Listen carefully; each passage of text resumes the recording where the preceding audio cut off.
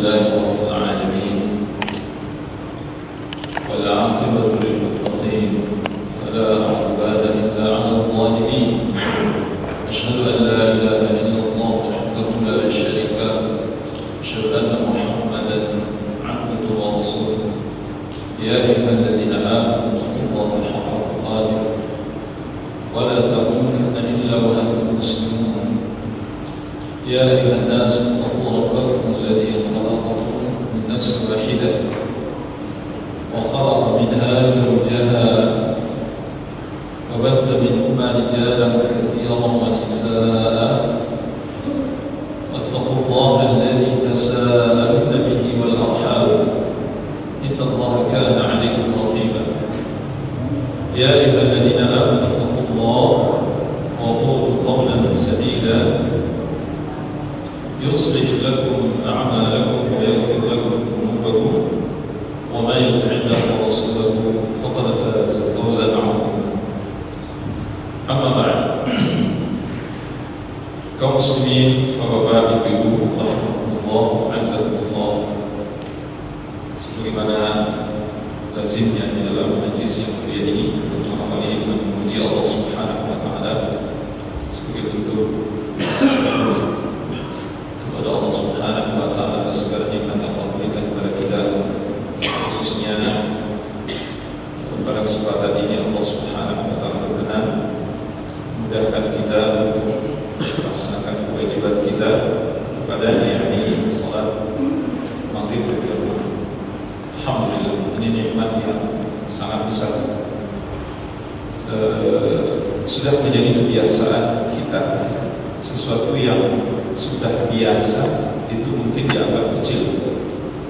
Yang ada sesuatu yang tidak semua begitu. Bahkan di dalam Islam sebenarnya terkait dengan amal-amal saleh, ketaatan kepada Allah Subhanahu wa taala, justru semakin dibiasakan itu semakin sakral. Semakin dibiasakan semakin tinggi nilainya di sisi Allah Subhanahu wa taala. Inilah ibadah Allah Subhanahu wa taala. Utamanya adalah salat berjamaah. Kalau untuk urusan dunia, mungkin barangkali semakin sering diulang, semakin sering kita melakukannya, itu semakin tak terasa nikmatnya. Betul tidak? Coba, apa makanan yang Bapak Ibu paling sukai? Rendang. Coba, tiap hari makan rendang? Enggak enak. Jangankan 5 kali sehari. Ya, sehari 5 kali makan rendang. Tiap hari saja makan rendang. Itu pasti gak enak. Pasti gak enak. Jadi kalau yang sifatnya dunia, semakin sering kita melakukan itu semakin gak enak, semakin tak ada nilainya. Tapi beda dengan agama yang mulia, khususnya ibadah kepada Allah Subhanahu wa taala. Semakin kita sering melakukannya, bahkan semakin kita mendisiplinkan diri di dalam melakukannya, semakin terasa kenikmatannya dan semakin agung di sisi Allah Subhanahu wa taala. Ini ibadah, khususnya ibadah salat. Dan ini adalah nikmat di antara nikmat terbesar yang Allah berikan kepada umat Islam, di mana Allah Subhanahu wa taala tidak berikan kepada kebanyakan umat Islam. Hanya segelintir dari umat Islam yang diberikan oleh Allah nikmat salat berjamaah. Selebihnya umat Islam lalai. Selebihnya umat Islam lalai sholatnya, lalai, rata-rata lalai, dan tidak sholat berjamaah. Dari sini saja kita sudah bisa mengukur betapa besarnya nikmat kita sholat berjamaah diberikan oleh Allah kesempatan ini kepada kita. Semoga Allah Subhanahu wa taala melanggengkan nikmat ini pada diri kita sampai kita diwafatkan oleh Allah Subhanahu wa taala. Salam dan salam kepada kita Muhammad sallallahu alaihi wasallam. Semoga senantiasa tercurah terlimpah kepada beliau, keluarga beliau, para sahabat-sahabat beliau, radhiyallahu anhum ajma'in. Kaum muslimin, bapak ibu rahimahullah wa azakumullah. Pada kesempatan ini kita akan melanjutkan pembahasan terkait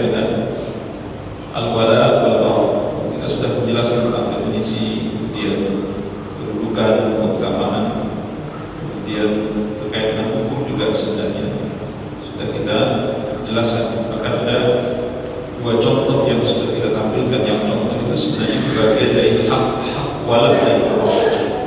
Oleh karena itu pada kesempatan ini untuk mendekatkan pemahaman kita supaya kita lebih paham lagi apa yang maksud dengan hak walad dan Allah ini, kita mengambil faedah dari apa yang ditulis oleh guru kita Ustaz Yazid bin Abdul Qadir Jawas rahimahullah taala.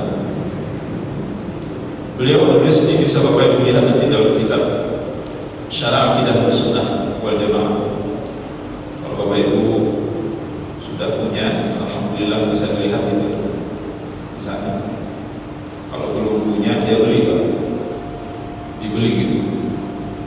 Karena sekali lagi belajar akidah ini satu kewajiban bagi kita, dan banyak persoalan akidah tauhid yang kita masih awam, termasuk saya sebenarnya yang menyampaikan ya. Jadi banyak hal yang sebenarnya kita ini masih awam atau masih bertanya-tanya tentang hukumnya. Oleh karena itu setiap saat kita ini harus belajar tentang akidah Islam, akidah tauhid, bagaimana cara mentauhidkan Allah dengan sebenar-benarnya, semurni-murninya. Itu harus belajar setiap saat sampai kita dimatikan oleh Allah Subhanahu wa taala. Benar apa yang dikatakan oleh kita Ustaz Yazid rahimahullah taala. Belajar akidah ini sampai mati. Yang lain juga kita pelajari, tapi yang paling pokok untuk dipelajari adalah masalah akidah. Karena baik buruknya agama kita terkait sangat bergantung kepada akidah kita. Baik akidah kita, baiklah agama kita. Kalau rusak akidah kita, rusaklah agama kita. Oleh karena itu, berbeda dengan Allah Subhanahu wa taala melanjutkan dan mendekatkan pemahaman kita apa yang dimaksud dengan prinsip wala wal bara di dalam akidah Islam. Beliau menyebutkan ada hak yang wajib diketahui oleh setiap muslim, hak-hak dari al-wala. Jadi kalau hak dari al-wala itu berarti menjadi kewajiban bagi kita. Jadi al-wala wal bara, wala itu ada haknya. Hak dari al-wala itu menjadi kewajiban bagi kita, sama seperti kita mempelajari kalimat la ilaha illallah, itu kan ada hak-haknya. Hak dari kalimat la ilaha illallah itu menjadi kewajiban bagi kita, dan setiap mukmin wajib mengetahui akan hal itu. Beliau menyebutkan di antaranya adalah hijrah. Apa yang maksud dengan hijrah ini? Hijrah dalam artian yang sesungguhnya. Hijrah dalam artian yang sesungguhnya ini berpindahnya dari satu negeri ke negeri yang lain. Jadi maksud di sini adalah negeri yang tidak mendukung akidah dan agama kita di situ.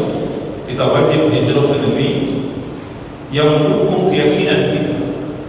Kita wajib pindah ke negeri Islam, darul Islam, dari darul kafir, darul kufar ke negeri Islam, darul Islam. Ya, sebagaimana yang dilakukan oleh para sahabat radhiyallahu anhum ajma'in ketika Allah dan Rasulnya memerintahkan untuk hijrah. Maka hijrahlah para sahabat radhiyallahu anhum ajma'in dari Mekah ke Madinah dengan segala kesulitan yang luar biasa dihadapi oleh mereka. Mereka harus meninggalkan rumah mereka, harus meninggalkan harta benda mereka, harus meninggalkan keluarga mereka, harus meninggalkan semua pernak-pernik dunia. Bayangkan.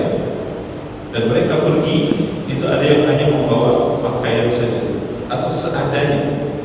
Makanya rata-rata sahabat-sahabat muhajirin itu tiba di Madinah itu miskin. Padahal mereka di Mekah bukan orang miskin. Mereka di Mekah itu bukan orang miskin sebenarnya, tapi mereka harus tinggalkan semua harta kekayaan ini demi mengikuti perintah Allah dan Rasulnya Sallallahu Alaihi Wasallam ke Madinah. Nah ini bentuknya apa? Itu bentuk wala. Wala kepada siapa? Wala kepada kaum muslimin yang ada di Madinah. Pada saat yang sama,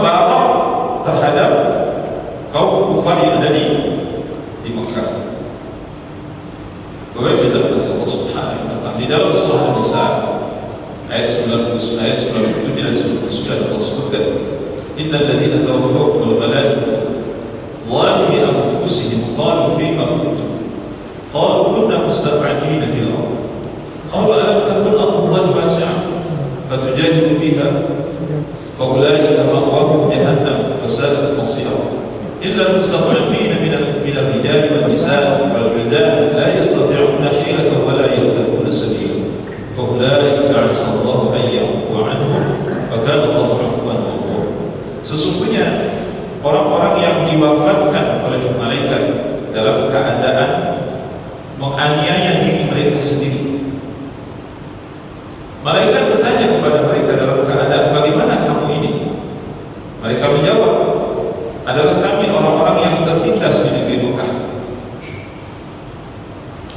Para malaikat berkata, bukankah bumi Allah itu luas sehingga kamu dapat berhijrah dari bumi tersebut, dari Mekah tersebut? Orang-orang itu tempatnya di neraka jahanam. Jadi benar. Ada orang yang mereka ini sebenarnya sudah Islam. Jadi di awal-awal Islam itu kan guncangan keras sekali terjadi terhadap keimanan kaum muslimin, para sahabat. Ada dari mereka yang belum bisa meninggalkan kesenangan dunia yang ada di Mekah.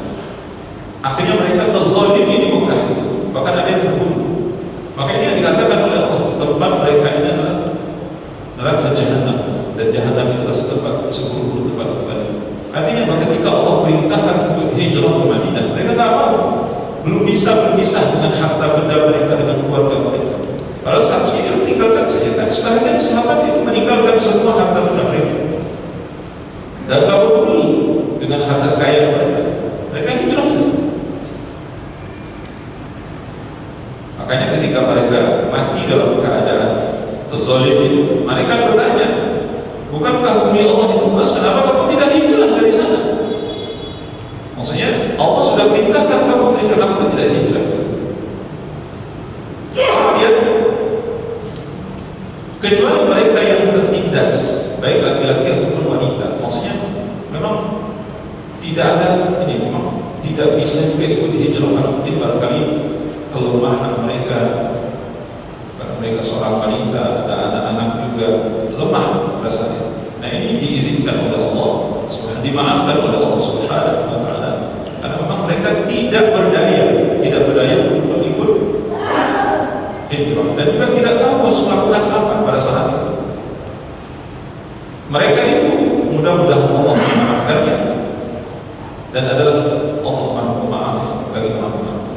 Intinya ini menjelaskan kepada kita bagaimana hak wala itu harus ditunaikan oleh seorang mukmin.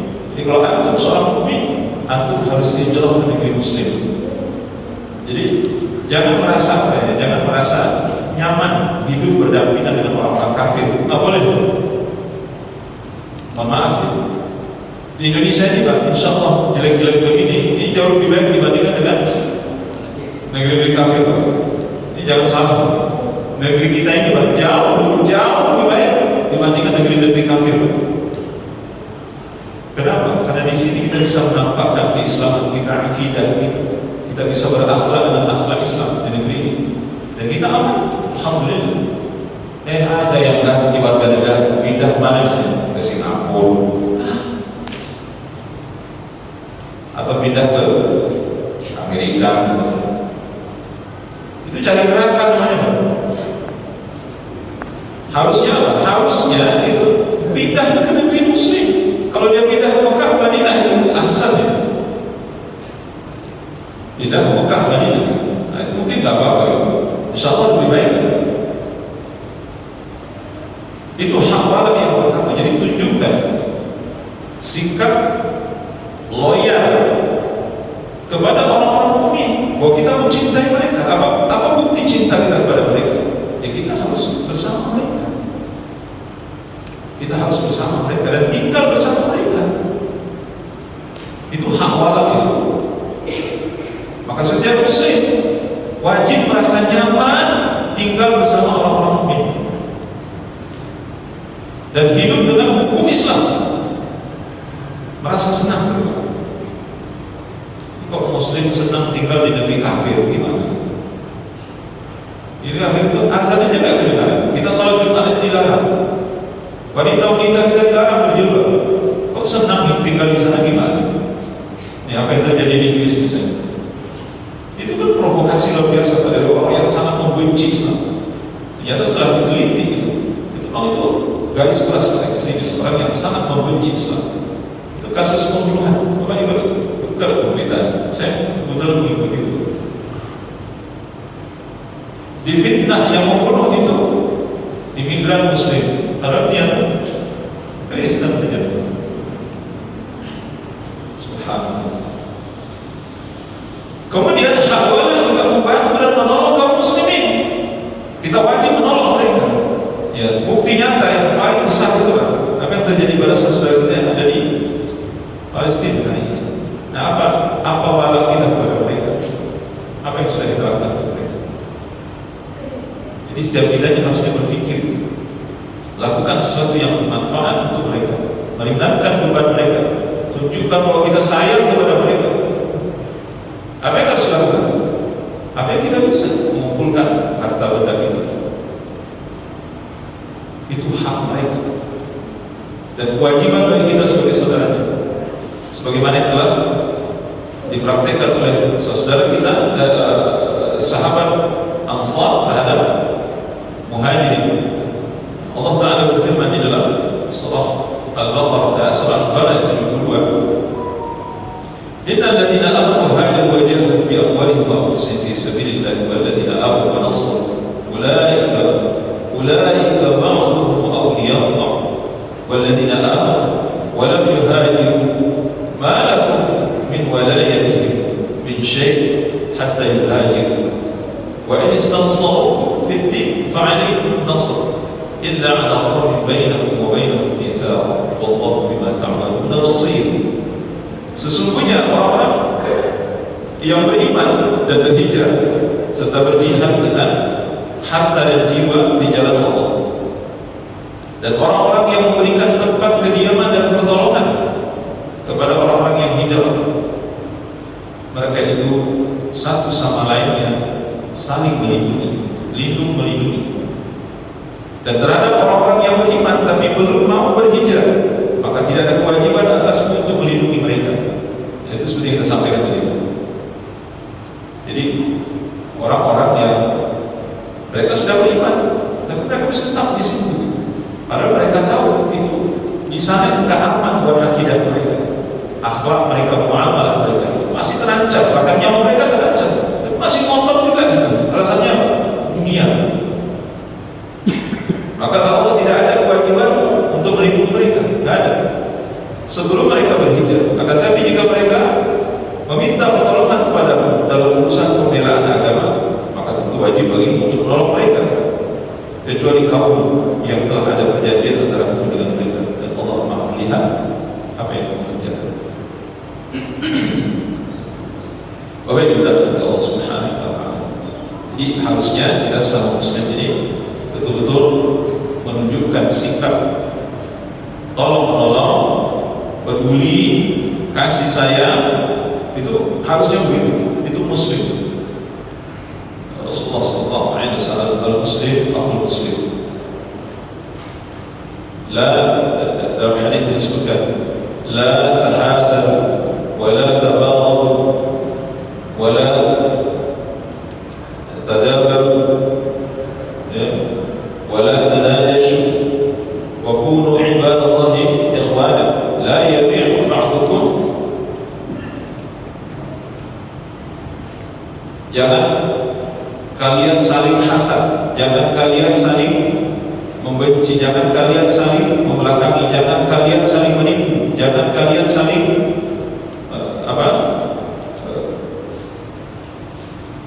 menyakiti satu dengan yang lainnya. Jadi Allah sebutkan jangan membeli di atas pembelian saudara.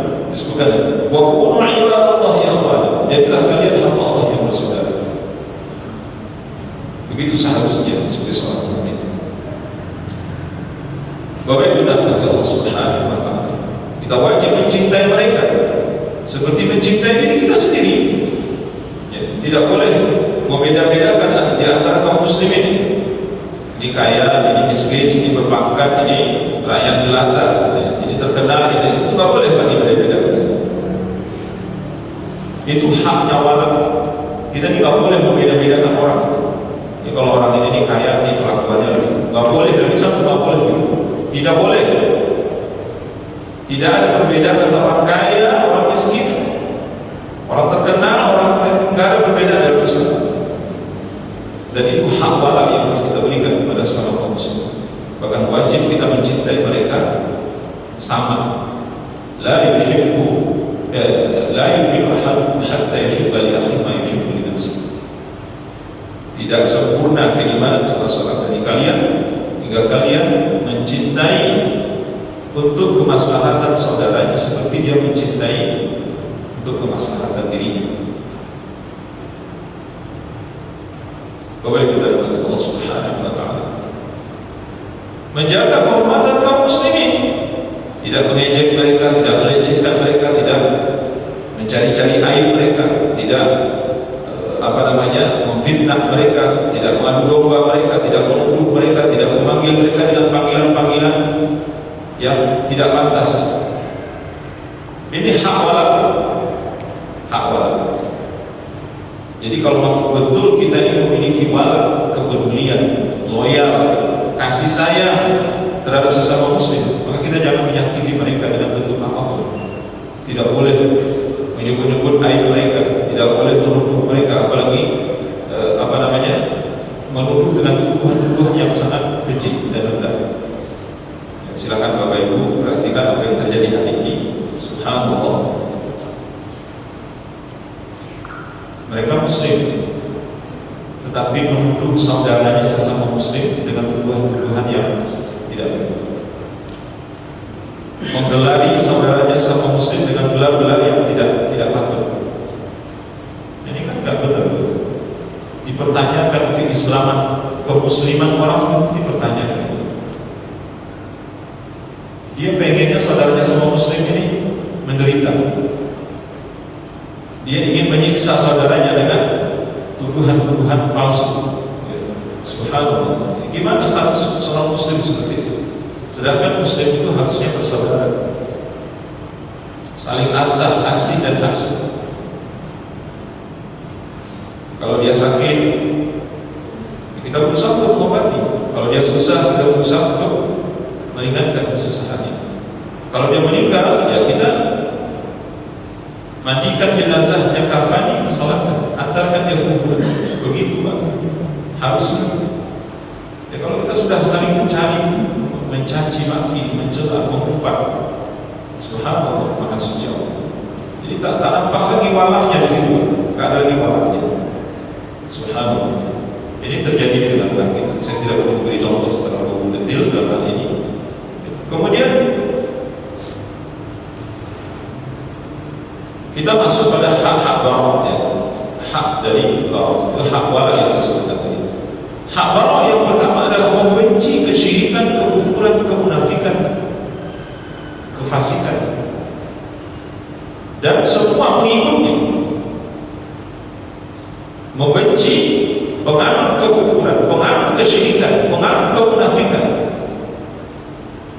penganut kefasikan, kezaliman, semuanya apalah turunan-turunnya itu harus kita berlepas diri dari mereka dan membenci mereka. Sebagaimana kita sebutkan di dalam contoh sebelumnya, yakni surah di sini disebutkan dalam surah Az-Zukhruf ayat 26. Wa idh qala Ibrahim li abihi wa qawmihi innani bara'un mimma ta'budun illa alladhi fatarani fa innahu sayahdin. Kata Nabi Ibrahim kepada ayahnya dan kaumnya, sesungguhnya aku berlepas diri dari apa yang kamu sembah, kecuali Zat yang telah menciptakan aku, sesungguhnya Dia memberikan petunjuk kepadaku. Kepada Allah Subhanahu wa taala. Jadi kita harus terang-terangan memusuhi para penganut syirik, orang-orang yang melakukan kesyirikan dalam Islam. Itu harus dimusuhi. Kita harus menabuh genderang perang terhadap orang-orang yang berbuat syirik di dalam Islam. Demikian pula orang-orang yang melakukan kekufuran, yaitu berupa perkataan dan perbuatan. Jadi harus kita tentang sekeras-kerasnya, tunjukkan bahwa kita tidak suka dengan kesyirikan, kekufuran, kemunafikan, kefasikan. Jadi terus ditunjukkan. Ini bukti orang beriman atau tidak di situ nampaknya. Karena nanti orang-orang yang imannya lemah, ya, imannya setengah-setengah, mereka kalau dengan kekufuran, ya, itu mereka bekerja sama. Dengan kesyirikan, mereka bekerja sama. Subhanallah. Maksudnya Allah itu menunjukkan bahwa akidahnya tidak benar. Kemudian tidak menjadikan orang-orang kafir sebagai pemimpin, tidak mencintai mereka, wajib bawa kepada mereka. Sebagaimana Allah Subhanahu wa taala sebutkan di dalam surah Mumtahanah ayat 2, ya ayyuhalladzina amanu la tattakhidhu aduwwi wa aduwwakum awliya tulquna ilaihim bil mawaddah. Wahai orang yang beriman, kata Allah, janganlah kamu mengambil musuh-musuhmu dan musuh-musuhmu menjadi pemimpin, menjadi teman setia yang kamu sampaikan kepada mereka berita-berita tentang Muhammad karena rasa kasih sayang. Bagaimana Allah Subhanahu wa taala. Dan ayat yang paling terkenal itu terdapat dalam surah Al-Maidah ayat 21. Ya ayyuhalladzina amanu la tattakhidhul yahuda wan nasara awliya ba'duhum awliya'u ba'd wa man yatawallahum minhum fa innahu minhum wallahu la yahdi al-qawma adh-dhalimin. Kata Allah Subhanahu wa ta'ala, orang yang beriman, jangan kalian mengangkat, menjadikan orang-orang Yahudi dan orang Nasrani sebagai pemimpin.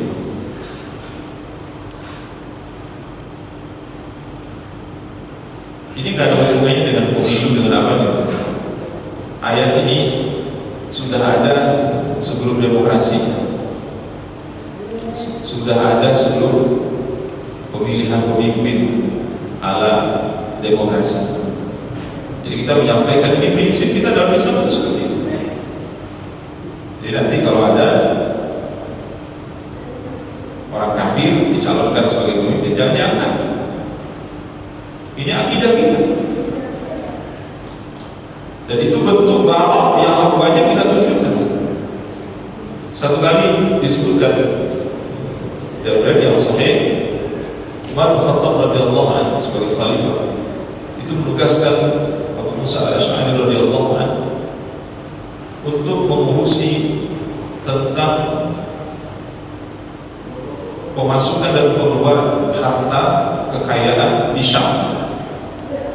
Kemudian tentulah dalam hal ini Abu Musa al-Asy'ari radhiyallahu anhu membutuhkan seorang yang ahli di dalam pembukuan. Apa itu akuntan? Apa itu yang untuk pembukuan ini? Uang masuk, uang keluar, kekayaan masuk berapa? Itu banyak sekali. Dan itu tidak bisa ditangani kecuali orang yang ahli. Maka tunjuklah seseorang oleh Abu Musa al-Asy'ari radhiyallahu anhu untuk pembukuan itu. Ternyata ditunjuk itu Nasrani, tapi kerjaannya rapi dan bagus.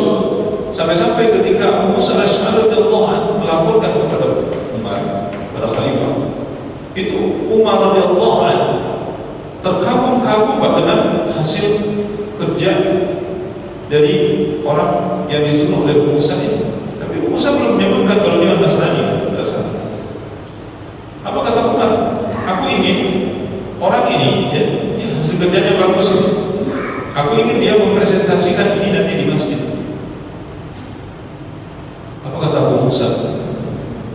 Ya Amirul Mukminin, Khalifatul Rasul, dia tidak bisa menyampaikan itu di masjid.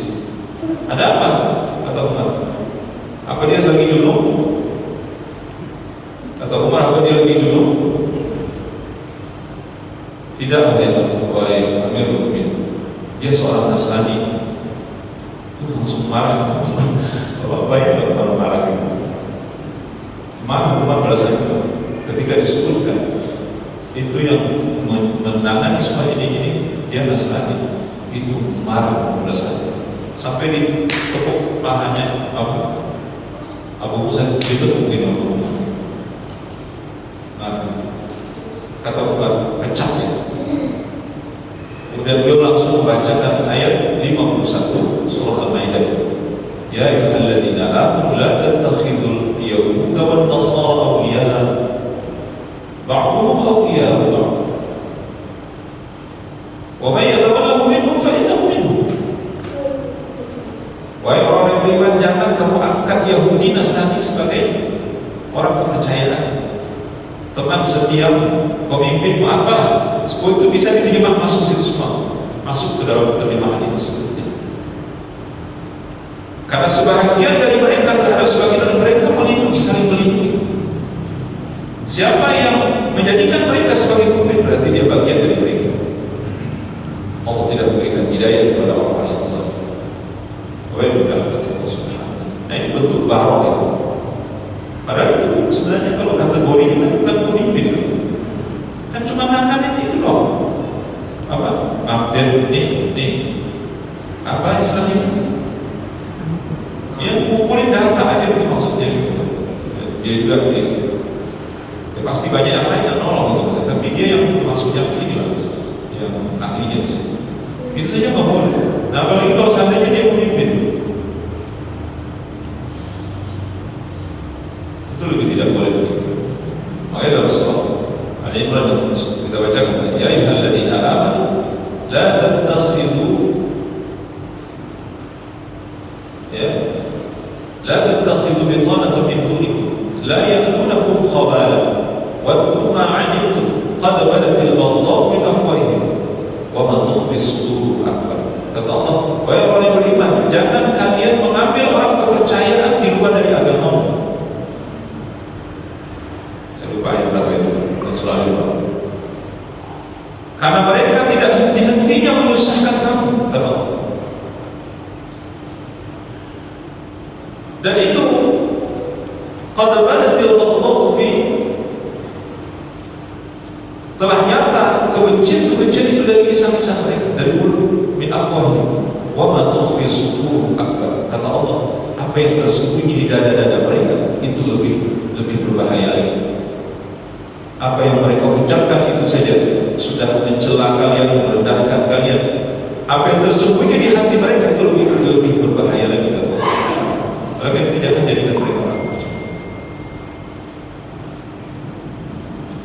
Memang kalau konteksnya negara kita, ayat ini tidak diterima.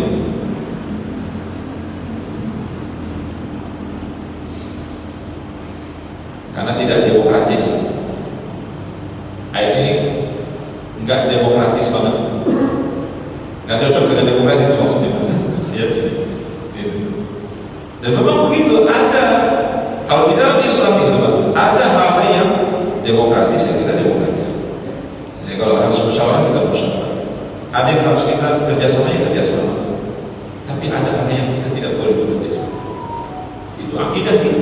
Nah ini prinsip al-wala wal-bara. Ini hak dari Allah yang wajib ditunaikan oleh setiap muslim, dan wajib setiap muslim tahu dengan hukum ini, Pak.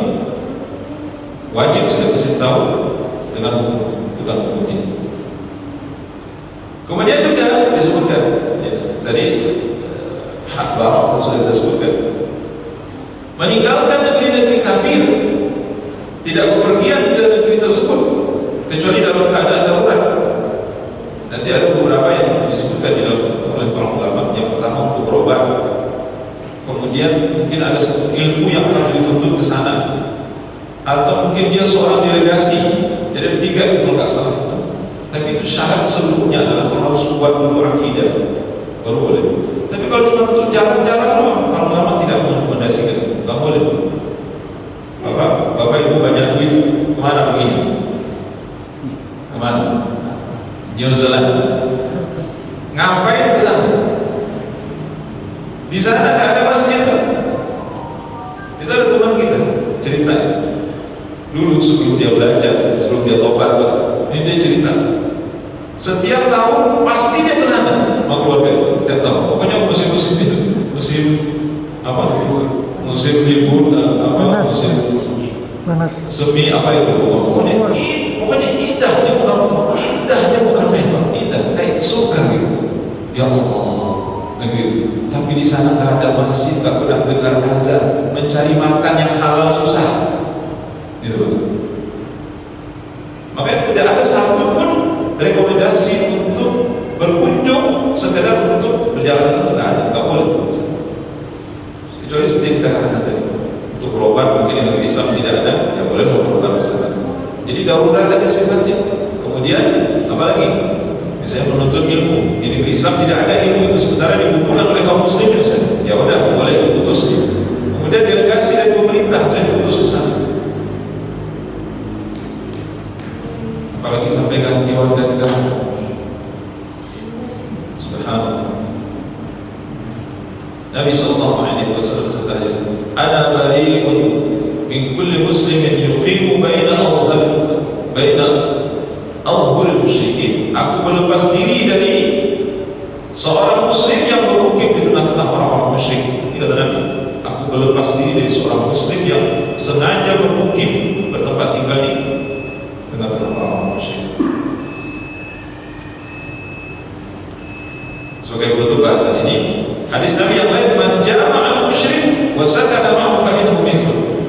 Kata Nabi, barang siapa yang berkumpul dengan orang-orang musyrik, orang-orang kafir, dan tinggal bersama mereka, maka orang ini sama seperti mereka. Alhamdulillah. Kita boleh berdoa. Jadi hati-hati di antara hak-hak barok yang harus kita lakukan. Masih banyak lagi yang lain, tapi waktu tidak memungkinkan. Paling tidak ini bisa menggambarkan ada hak-hak dari al-wala, ada hak-hak dari al-barok yang wajib kita tunaikan sebagai seorang muslim. Allahu a'lam bishawab. Ya, nanti juga ada saat kita inginkan kata jauh sedikit dengan laki-laki tersebut. Illam taf'alu takun fitnah. Kalau kamu tidak menikahkannya dengan laki-laki itu, maka akan terjadi fitnah, kata Nabi sallallahu alaihi wasallam. Maka sepupu yang paling dituntut itu adalah sepupu tentang agama sebenarnya. Di sini. Allahu a'lam bishawab. Ya. Ada yang lain mungkin Bapak Ibu? Nggak ada. Ya, alhamdulillah. Nah, termasuk di sini satu mungkin sebagai penutup bahasan ini, saya ingin sampaikan. Biasanya hak-hak barok itu banyak sekali, Pak. Tapi salah satu di antaranya adalah ini yang sering ditanyakan juga, meski sudah berulang-ulang. Apa itu? Bolehkah kalau seandainya orang tua saya non Muslim, saya mendoakan untuknya? Nggak boleh, Pak. Inilah yang difirmankan oleh Allah Subhanahu wa taala dalam surah At-Taubah ayat 113. Maka lin nabi wal ladzina amanu ay yastaghfiru lil musyrikin walau kanu ulil qurba. Kata Allah Subhanahu wa taala, tidak sepatutnya bagi nabi dan orang-orang yang beriman memintakan ampun kepada Allah bagi orang-orang musyrik, walaupun orang-orang musyrik itu adalah karib kerabat mereka. Ya. Walaupun orang-orang musyrik itu adalah karib kerabat mereka, tidak boleh memintakan ampun, tidak boleh kita mendoakan mereka, tidak boleh. Nah, ini satu di antara hak barok, hak barok. Maka Nabi sallallahu alaihi wasallam ketika beliau mengatakan, aku mohon izin kepada Allah agar aku memohonkan ampun untuk ibuku. Ini hadis sahih. Allah tidak izinkan aku memohonkan ampun untuk ibuku, tetapi aku minta izin kepada Allah agar aku menziarahi kubur ibuku. Aku diizinkan oleh Allah Subhanahu wa taala. Jadi kalau ziarah kubur boleh, tapi memohonkan ampun walaupun itu ibu kandung, walaupun itu ayah kandung, maka itu tidak boleh. Ini hadis sahih. Allah Subhanahu wa taala. Ini bentuk barok yang wajib setiap mukmin mengetahui tentang ini. Sehingga nanti ya, dengan mengetahui batasan-batasan ini, kita bisa bersikap gitu. Karena kalau kita ingin mengembangkan ini, tentu banyak sekali contoh-contoh yang lain ya. Dalam kehidupan sehari-hari kita lihat banyak praktek dari kaum muslimin yang tidak mengerti tentang wala dan baroknya. kapan mereka harus loyal, kapan mereka harus menunjukkan ketidaksukaan mereka. Subhanallah. Jadi kadang-kadang objek mana yang harus kita bantu, mana yang harus kita tidak bantu, mana yang harus kita sayangi, kita cintai, mana yang harus kita musuhi, itu kadang-kadang tidak jelas dalam kehidupan sehari-hari. Oleh karena itu, baik Allah Subhanahu wa Ta'ala, sebagai seorang muslim kita harus memahami akan hal ini, karena ini salah satu tanda bahwa kita ini orang-orang yang memiliki akidah dan keimanan yang benar. Insyaallah. Siapa yang tidak mengetahui tentang wala ini, maka dia akan tertipu di dalam, khususnya di dalam keseharian dan muamalah, akan banyak tertipu sebenarnya. Termasuklah seperti yang Bapak katakan tadi, masalah pernikahan, masalah ini dan itu segala macam. Wallahu a'lam.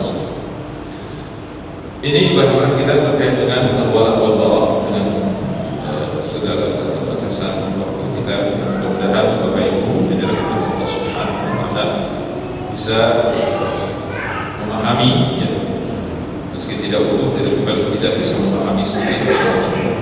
Dan saya berharap Bapak Ibu baca lagi buku-buku yang ditulis oleh ustaz-ustaz kita, guru-guru kita, para ulama yang sudah diterima dalam bangsa Indonesia, dan itu sangat bermanfaat. Ya, hal yang kita ragu kita diskusikan. Insyaallah ini akan sangat bermanfaat dan keluarga kita. Sallallahu ala nabiyina Muhammad wa ala alihi wa sahbihi wa sallam. Subhanakallahumma wa bihamdika asyhadu an la